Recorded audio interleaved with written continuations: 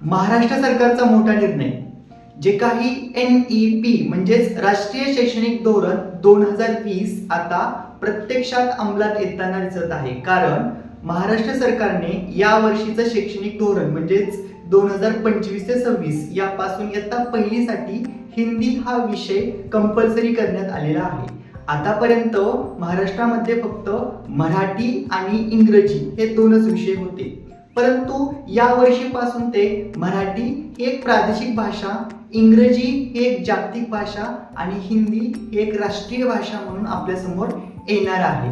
हे सर्व करण्यामागं त्यांचं एकच उद्दिष्ट आहे की देशाची जी काही भाषिक एकसूत्रता आहे ती व्यवस्थितपणे लागायला हवी। या सर्वांचा विद्यार्थ्यांवरती काय परिणाम होतील तर विद्यार्थ्यांना लहानपणीपासूनच या 3 भाषांमध्ये लेखन, वाचन आणि समज हे त्यामध्ये वाढू शकतं। तसेच या बहुभाषिक तंत्राचा किंवा क्षमतांचा विकास त्यामध्ये होणार आहे। दुसरी महत्त्वाची गोष्ट म्हणजे याचे शाळेवरती काय परिणाम होतील। सर्वात प्रथम हिंदी शिक्षकांची गरज लागणार आहे। दुसरं जे त्यांचं वर्ग वेळापत्रक असतं त्यामध्ये भाषांना जास्त वेळ द्यावा लागणार आहे।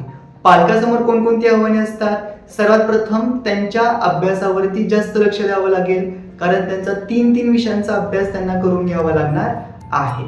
आता याचे फायदे काय तर सर्वात प्रथम फायदा म्हणजेच काय, स्पर्धा परीक्षांमध्ये हिंदीचा अभ्यास मुलांना जास्त करण्याची गरज लागणार नाही, कारण ते पहिलीपासूनच हिंदीचा अभ्यास करणार आहेत। दुसरी महत्त्वाची गोष्ट म्हणजेच जी काही आपली राष्ट्रीय एकता आहे ती राष्ट्रीय एकता सुद्धा मोठ्या प्रमाणामध्ये वाढणार आणि विद्यार्थ्यांमधील संवाद कौशल्य वाढू शकतं। तसेच यापुढील आव्हाने कोणकोणती तर हिंदी विषयांच्या शिक्षकांची कमतरता भासू शकते। ग्रामीण भागामध्ये याची अंमलबजावणी करण्यासाठी थोडीशी तारांबळ उडू शकते। तसेच विचार करण्यासारखी एक गोष्ट आहे की हिंदीची सक्ती लादणं हे खरंच योग्य आहे का। तुम्हाला जे काही वाटतं ते तुम्ही कमेंट बॉक्समध्ये नक्की लिहा। अशाच शैक्षणिक अपडेटसाठी थिंक विथ प्रेम खोसे याला सबस्क्राईब करा, लाईक करा, शेअर करा आणि बदलत्या शिक्षणाला समर्थन द्या। धन्यवाद।